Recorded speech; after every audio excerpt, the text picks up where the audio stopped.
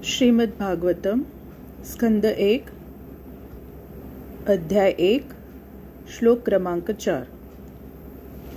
नैमिषे निमिषक्षेत्रे ऋषयः शौनकादय सत्रं स्वर्गाय लोकाय सहस्रसममासत। एकदा श्री शौनक प्रमुख महर्षींनी भगवान आणि त्यांचे भक्त यांना संतुष्ट करण्यासाठी नैमिषारण्य नावाच्या पवित्र क्षेत्रात सहस्त्र वर्षापर्यंत चालणाऱ्या एका महान यज्ञाचे आयोजन केले। तात्पर्य: प्रथम 3 श्लोकात भागवताची प्रस्तावना झाली। आता या महान साहित्याचा मुख्य विषय प्रस्तुत करण्यात येत आहे। भागवताचे व्याख्यान प्रथम श्रील शुकदेव गोस्वामींनी केल्यानंतर नैमिषारण्यात दुसऱ्या वेळी त्या व्याख्यानाचा पुनरुच्चार झाला। वायवीय तंत्रात असे म्हटले आहे की या विशिष्ट विश्वाचे शिल्पकार ब्रह्मदेव यांनी संपूर्ण विश्वाला आवृत्त करू शकेल अशा एका महान चक्राचे चिंतन केले। या महान चक्राची नाभी हे नैमिषारण्य नामक विशिष्ट ठिकाण आहे। त्याचप्रमाणे वराह पुराणात नैमिषारण्याचा दुसरा एक उल्लेख आहे। तेथे असे म्हटले आहे की या ठिकाणी यज्ञ केल्याने राक्षसी वृत्तीच्या लोकांची शक्ती क्षीण होते। या कारणास्तव ऋषींनी अशा प्रकारचा यज्ञ नैमिषारण्यात करण्याचे ठरविले। भगवान विष्णूंचे भक्त त्यांच्या प्रसन्नतेसाठी सर्व प्रकारचे यज्ञ करतात। भक्त भगवंतांच्या सेवेत आसक्त असतात आणि पतित जीव भौतिक अस्तित्वाच्या आनंदात मग्न असतात। भगवद्गीतेत असे म्हटले आहे की भगवान विष्णूंना आनंद देण्याव्यतिरिक्त दुसऱ्या कोणत्याही कारणाकरिता भौतिक जगात जे काही केले जाते ते पुढील बंधनाला कारण होते। म्हणून सर्व कर्मे श्री विष्णूंच्या आणि त्यांच्या भक्तांच्या संतोषार्थ याज्ञिक दृष्टीनेच केली पाहिजेत। यामुळे प्रत्येकाला शांतता लाभेल व सर्वांचा उत्कर्ष होईल।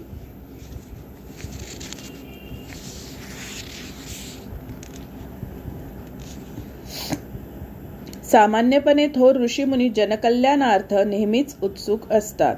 त्याचप्रमाणे शौनक ऋषींनी आमंत्रित केलेले ऋषीमुनी या यज्ञ समारंभाला एकत्र आले होते। मंदबुद्धीच्या लोकांना शांतता आणि समृद्धीचा योग्य मार्ग कोणता याची जाणीव नसते। तथापि ऋषीमुनींना तो मार्ग माहीत असतो आणि म्हणून सर्व मनुष्यांच्या कल्याणार्थ ज्या योगे जगात शांतता नांदेल अशी कर्मे करण्याकरता ते नेहमी उत्सुक असतात। ते सर्व जीवांचे खरे मित्र आहेत। स्वतः त्रास सोसूनही ते सर्व लोकांच्या हिताकरिता भगवंतांच्या सेवेत सतत निमग्न असतात।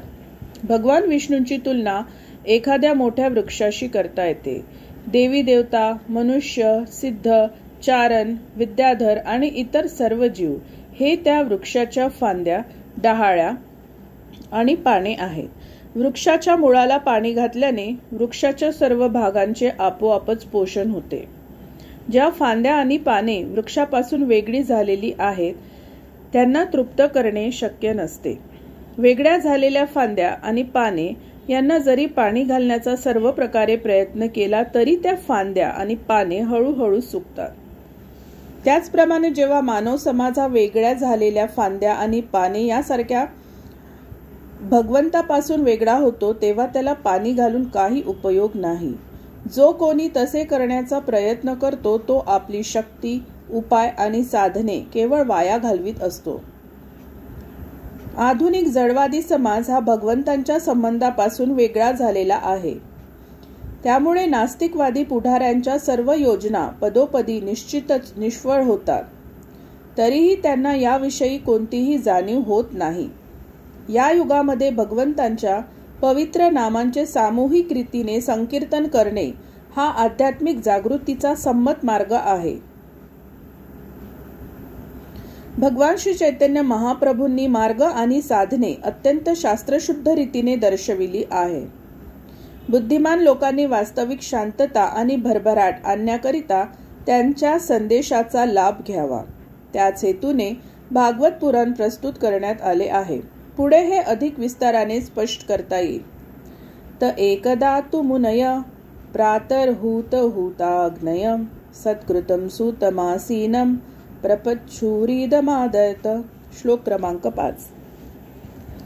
एके दिवशी यज्ञाग्नी प्रज्वलित करून प्रातकालीन कर्तव्ये संपवून आणि सूत गोस्वामींना आदरपूर्वक आसन देऊन त्या महर्षींनी सन्मानपूर्वक खालील प्रमाणे पृच्छा केली. तात्पर्य: प्रातकाल हा आध्यात्मिक चर्चेसाठी सर्वश्रेष्ठ असतो.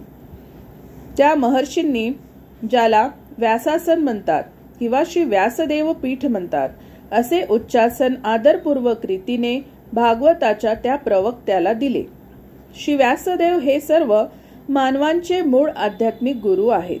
इतर सर्व गुरूंना व्यासदेवांचे प्रतिनिधी समजले जाते. श्री व्यासदेवांनी श्रील शुकदेव गोस्वामींना भागवताचे शिक्षण दिले आणि सूत गोस्वामी यांनी श्रील शुकदेव गोस्वामीकडून भागवताचे श्रवण केले. श्री व्यासदेवांचे गुरु शिष्य परंपरेतील हे सर्व प्रामाणिक प्रतिनिधी गोस्वामी समजले जातात. हे गोस्वामी आपल्या सर्व इंद्रियांचा संयम करतात आणि ते पूर्वीच्या आचार्यांनी दिलेल्या मार्गाचे अनुसरण करतात. गोस्वामी हे भागवतावरील प्रवचने आपल्या लहरीप्रमाणे करीत नाहीत. ते आपली सेवा फार काळजीपूर्वक करतात.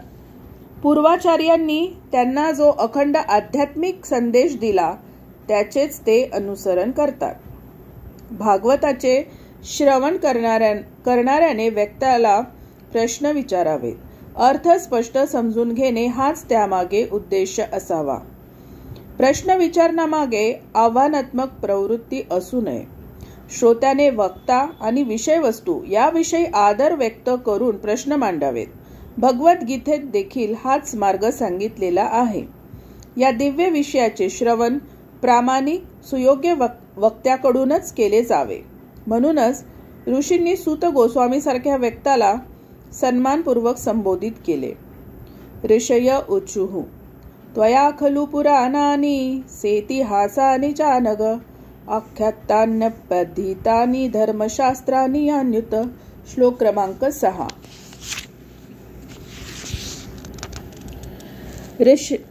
ऋषी म्हणाले, हे आदरणीय सूत गोस्वामी, तुम्ही पूर्णपणे निर्दोष व निष्पाप आहात. धार्मिक जीवनात प्रसिद्ध असलेल्या अशा सर्व धर्मग्रंथात तुम्ही पारंगत आहात. तसेच पुराणे आणि इतिहास यातही तुम्ही पारंगत आहात. तुम्ही योग्य मार्गदर्शनाखाली त्यांचे अध्ययन केले आहे आणि त्यावर व्याख्यानही केले आहे. तात्पर्य: गोस्वामी आणि श्री व्यासदेवांचा जो प्रामाणिक प्रतिनिधी आहे त्याने सर्व प्रकारच्या दुर्गुणांपासून मुक्त असले पाहिजे. कलियुगाचे मुख्य 4 प्रकारचे दुर्गुण आहेत. 1. स्त्रियांशी अवैध संबंध, 2. पशुहत्या, 3. व्यसन आणि 4. जुगार. गोस्वामीने व्यासासनावर बसण्याचे धारष्ट्य करण्यापूर्वी या सर्व दुर्गुणातून मुक्त असले पाहिजे. ज्याचे चारित्र्य निर्दोष नाही आणि जो उपरोक्त दुर्गुणातून मुक्त नाही त्याला व्यासासनावर बसण्याची संधी दिली जाऊ नये. तो अशा सर्व दुर्गुणातून मुक्त असला पाहिजे. एवढेच नव्हे तर तो सर्व शास्त्रात किंवा वेदांमध्ये निष्णात असला पाहिजे. पुराणे ही सुद्धा वेदांचे भाग आहेत आणि महाभारत, रामायण यासारखे इतिहास ही सुद्धा वेदांगे आहेत. आचार्य किंवा गोस्वामी हे सर्व साहित्यात विशारद असले पाहिजेत. शास्त्र ग्रंथांचे वाचन करण्यापेक्षा त्यांचे श्रवण करणे आणि त्यांचे अध्यापन करणे या गोष्टी अधिक महत्त्वाच्या आहेत. मनुष्याला शास्त्रांचे ज्ञान केवळ श्रवणाने आणि अध्यापनाने आत्मसात करता येते. ऐकण्याला श्रवण म्हणतात आणि हे दुसऱ्यांना समजावून सांगण्याला कीर्तन म्हणतात. श्रवण आणि कीर्तन या 2 प्रक्रिया आध्यात्मिक जीवनात प्रगती करण्याकरिता प्रामुख्याने महत्त्वाच्या आहेत. ज्याने योग्य व्यक्तीकडून नम्रतापूर्वक श्रवण करून हे दिव्य ज्ञान योग्य रीतीने ग्रहण केले आहे त्यालाच या विषयावर बोलण्याचा अधिकार प्राप्त होतो. यानी वेदविदां श्रेष्ठो भगवान बादरायण अन्ये च मुनय सुत परावरविदो विदु. श्लोक क्रमांक 7. हे सूत गोस्वामी, तुम्ही ज्येष्ठ आणि ज्ञानवृद्ध आहात. त्यामुळे भगवंताचे अवतार असणारे जे भगवान व्यासदेव यांच्या ज्ञानाशी तुम्ही परिचित आहात. तसेच सर्व प्रकारच्या प्राकृत आणि अप्राकृत ज्ञानात जे पूर्णपणे निष्णात आहेत अशा इतर ऋषींनाही तुम्ही जाणता. तात्पर्य: भागवत हे ब्रह्मसूत्र अथवा बादरायणी वेदांत सूत्रावरील स्वाभाविक भाष्य आहे. येथे स्वाभाविक भाष्य असे म्हटले आहे कारण श्रील व्यासदेव हे वेद साहित्याचे सार अशी जी वेदांत सूत्रे व भागवत अशा दोन्हींचेही रचनाकार आहेत. श्रील व्यासदेवा व्यतिरिक्त षडदर्शनांचे गौतम, कनाद, कपिल, पतंजली, जैमिनी, अष्टावक्र इत्यादी ऋषी आहेत. आस्तिकवाद पूर्णपणे वेदांत सूत्रात स्पष्ट केलेला आहे आणि इतर ज्या मनोधर्मी दार्शनिक पद्धती आहेत त्यात सर्व कारणांच्या मूळ कारणाचा जवळजवळ उल्लेखच नाही. सर्व दार्शनिक पद्धतीत निष्णात झाल्यानंतरच इतर मनोधर्मी पद्धतींना न मानता वक्ता भागवताचा ईश्वरवादी दृष्टिकोन पूर्ण रूपाने प्रस्तुत करू शकतो. शीलसूत गोस्वामी योग्य अध्यापक होते म्हणून नैमिषारण्यातील ऋषींनी त्यांना उच्चासनावर आरूढ केले.